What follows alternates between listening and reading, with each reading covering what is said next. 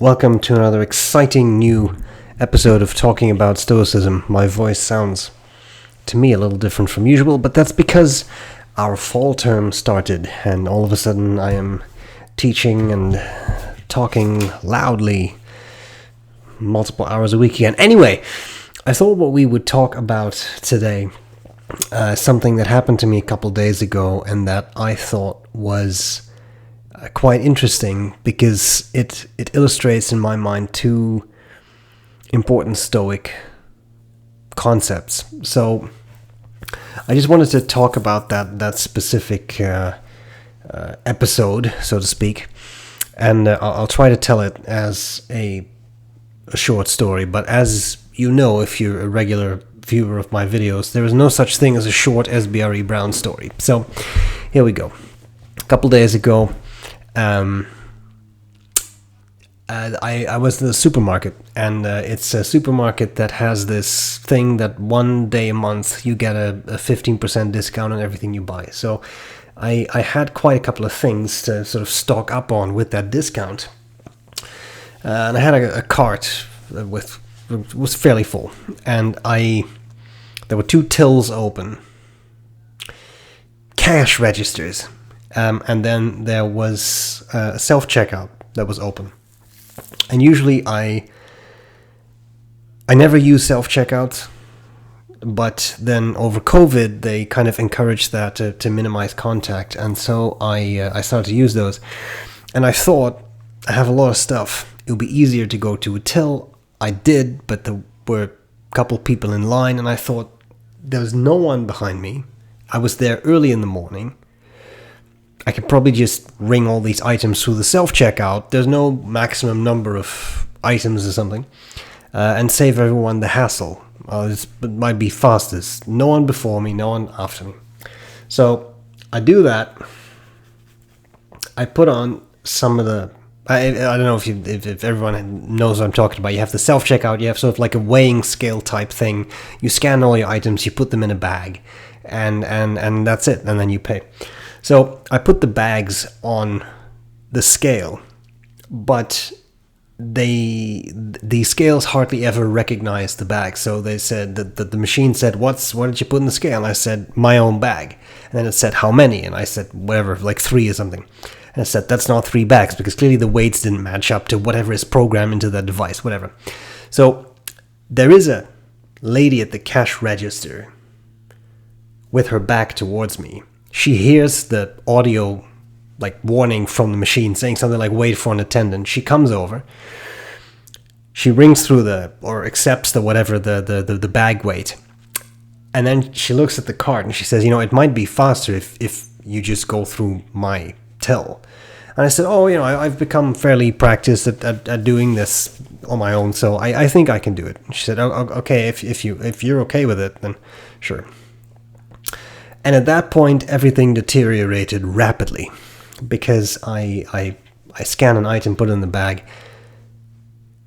and at some point, I'm not exaggerating, with every 5th or 6th item, I scanned it, put it in the bag, and it said, wait for attendant. It would not recognize the weight. Now, the first time that happens, it's a little, okay. The second time it happens, it gets a little annoying, especially when you have quite a couple of things. It happened a lot, not 2 or 3 times, maybe 10 or 15 times. And this poor lady at the till every time had to leave her till, where she was helping people, and come to me. And I felt bad. But initially, I just felt annoyed. Like, why is this machine not working? It's a self-checkout. Why is this not doing it? Then I overheard her, because again, I'm ringing stuff through, and I'm looking at her back, because she is helping people at her till.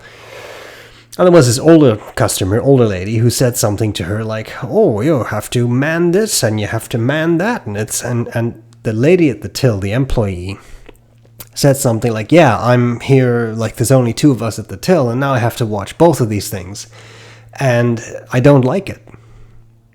Now I have to do 2 things.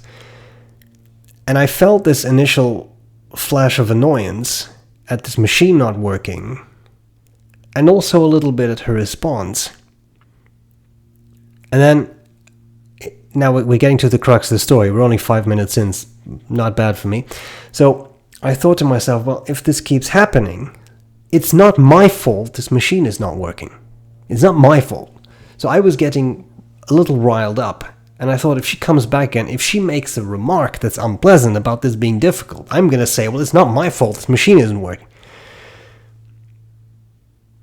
But then she said this thing about not liking having to basically be in charge of 2 stations. And I thought, well, she's in a really difficult position. This is the busiest day of the month, no doubt, because it's that discount day. So she told me, I can ring you through, that might be easier. I didn't know this was going to happen. I did not know that machine would not recognize the weight of every 5th article I'm scanning. I didn't know that. Now I'm making her life harder. So, of course, excuse me. It's from all the talking, sorry. I scan another item. Once again, it says, like nothing, error, wait for attendant.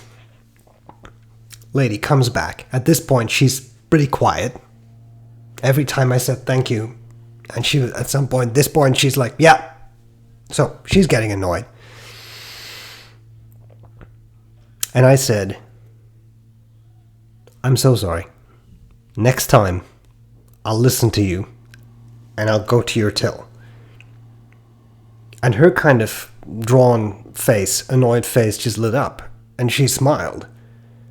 Like, actually smiled. And she said, well, it's not your fault. You couldn't know. But it's our manager. He just doesn't do these shifts properly because this is a busy day and now I have to be there and I have to be... I said, I understand. I fully understand. I'm so sorry. So we continue. I'm almost done. Machine malfunctions again. She has to come over. I said, okay, I'm almost there. I'm really... There's only a couple items left. She said, yeah, it's okay. Finally, I'm done scanning it. I have everything in my bags, and she was at this point just cleaning her till. There were no customers, and I said, listen, I just want to say I'm so sorry. I really did not know this would happen. I'm sorry for making your life more difficult. That was unnecessary. I just didn't know. And she turned around. She said, no, really, it's okay. You couldn't know. It's fine. I said, okay, well, you have a nice day. Good luck with this shift. It's probably going to be busy. And she said, thank you, and we parted. So, why am I telling you this lengthy story?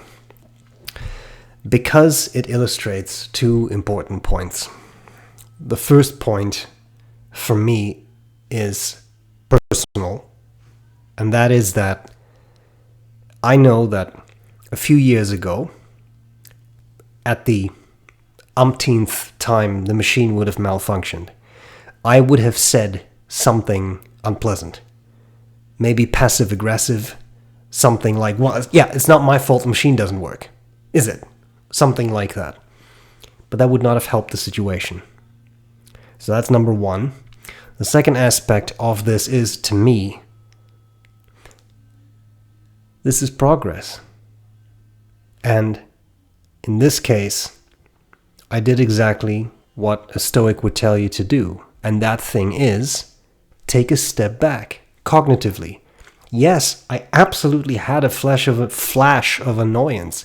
No doubt about it, because I was annoyed. But then when I heard her story and tried to put myself in her position, I realized that she was in a terrible situation.